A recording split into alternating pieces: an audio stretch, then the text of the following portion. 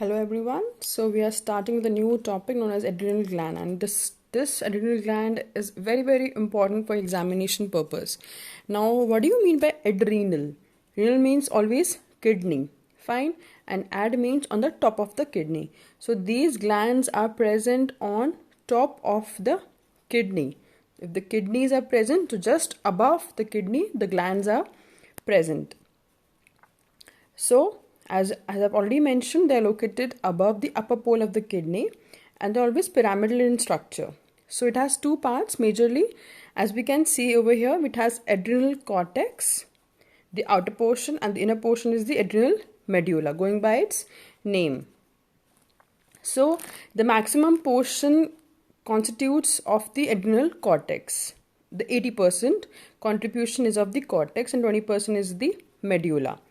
Now, adrenal cortex always secretes some corticosteroids. Now, corticosteroids are majorly divided into glucocorticoids and mineralocorticoid, and there is another category which is not so important, but there is sex hormones.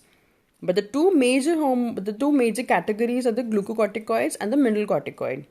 And the adrenal medulla constitutes epinephrine and norepinephrine, and these epinephrine and norepinephrine has been detailed discussed in the topic autonomic nervous system.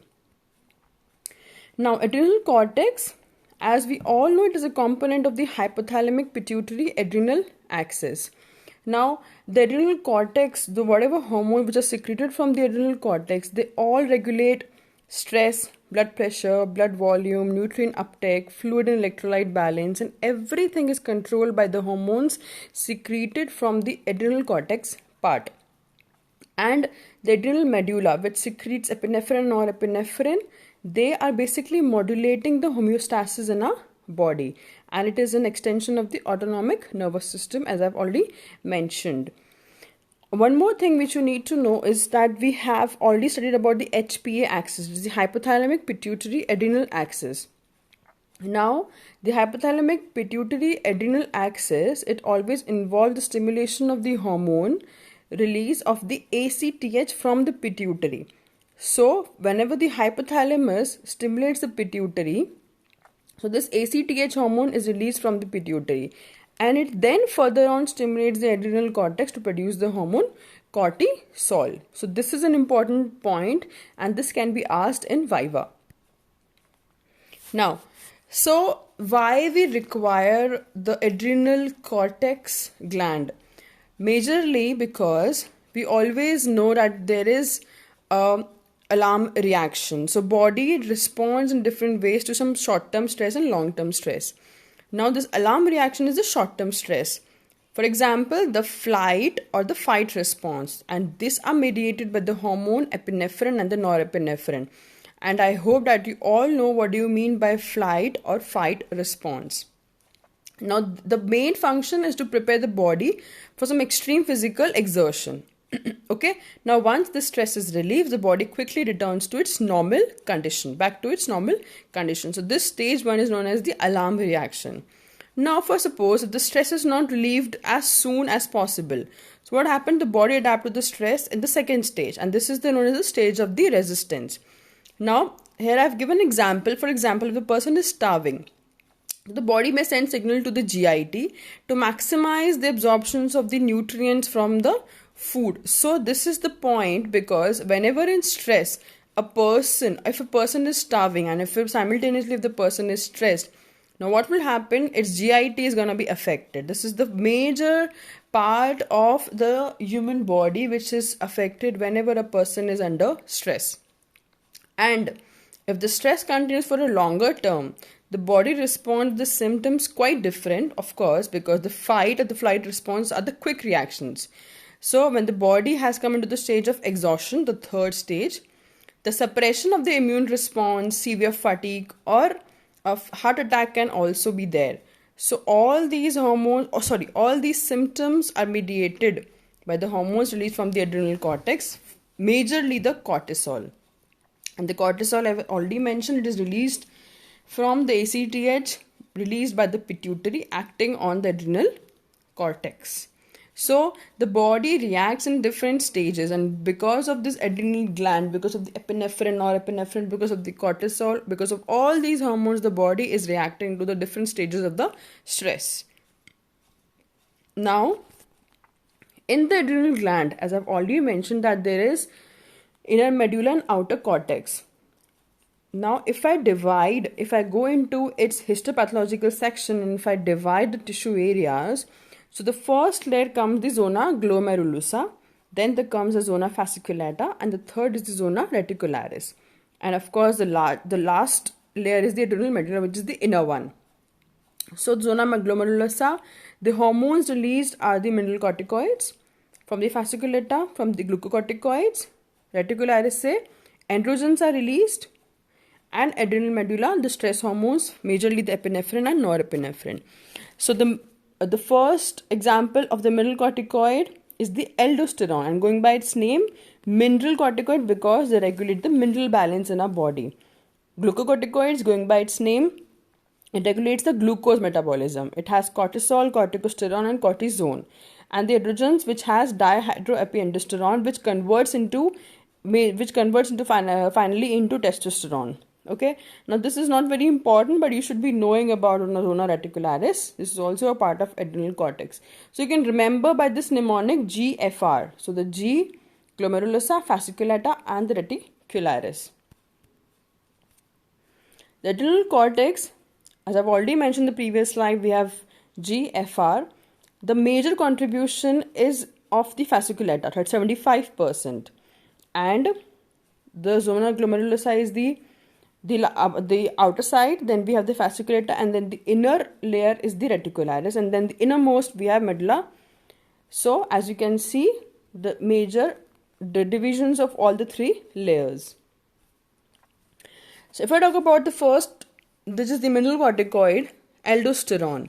Now if you go back to your kidney physiology, you may remember that aldosterone was doing something, and if you just correlate and if you just remember the lecture which I took in aldosterone, because this aldosterone regulates the concentration of the sodium and the potassium ions in the urine. So it is a life-saving hormone because of its regulating the mineral portion in the body. So it increases the reabsorption of the sodium, excretion of potassium, and if you remember, with each excretion of potassium ion, there is secretion of one hydrogen ion into the renal tubule. So hence, it helps in secretion of the hydrogen into the renal tubules.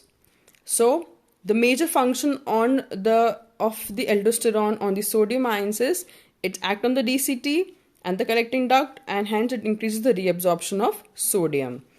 On the extracellular fluid volume, whenever the sodium ion agar reabsorb ho jayenge, then water is also reabsorbed. If you remember facultative and obligatory reabsorption, the water reabsorption, obligatory. So whenever the sodium is reabsorbed, water has to be reabsorbed. So henceforth, it increases the extracellular fluid volume.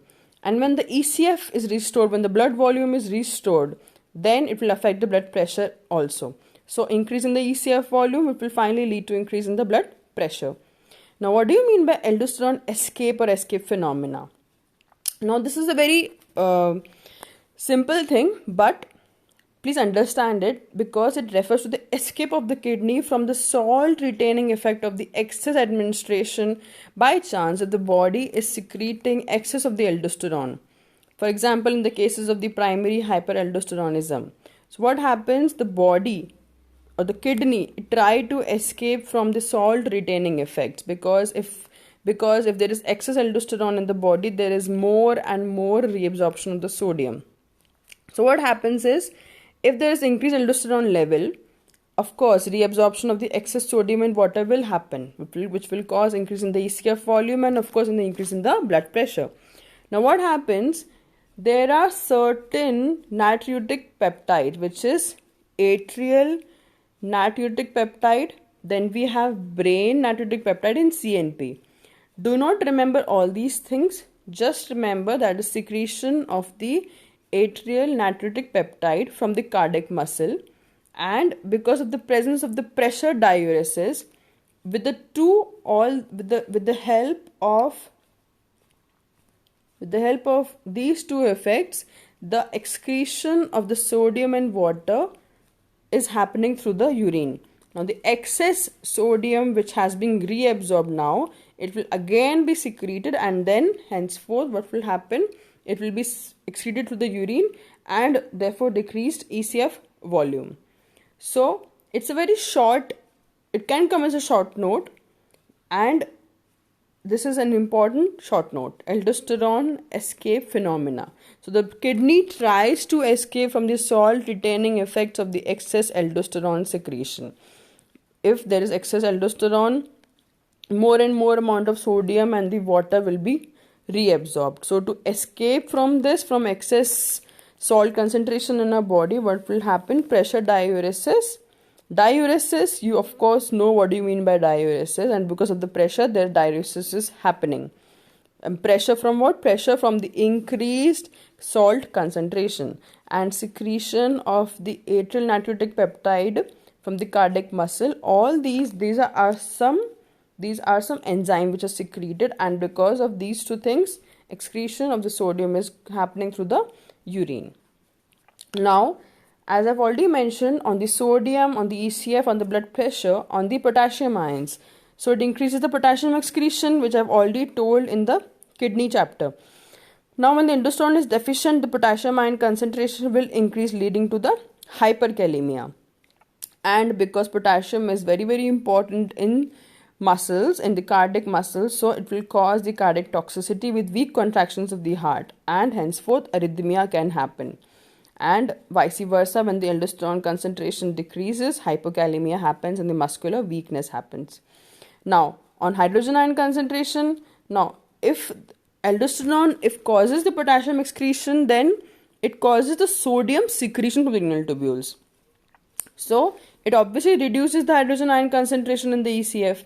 What will happen? Because aldosterone is very, very essential to maintain the acid-base balance in the body, and this I've already mentioned you in detail. So, to summarize all these things, it is a key component of the renin-angiotensin-aldosterone system, which you already know. It is released in response to the elevated blood potassium. Whenever there is elevated blood potassium, this will cause excretion of the potassium, and low blood pressure, this will cause the blood pressure to come at the normal level. It also increases the excretion of potassium, retention of the sodium, and henceforth it increases the blood volume and the blood pressure. Always remember, if there is deficiency of the aldosterone, if there is deficiency, potassium ka concentration will increase. Potassium concentration बढ़ेगा, arrhythmia होगा, cardiac death can happen. And अगर deficiency होगी तो sodium there will decrease in the sodium concentration in the ECF. Why? Because now this aldosterone is not causing the reabsorption of the sodium. So henceforth decrease in the volume, blood volume, ECF volume, cardiac dysfunction and circulatory shock can happen. So all these things, that is why it's a life-saving hormone.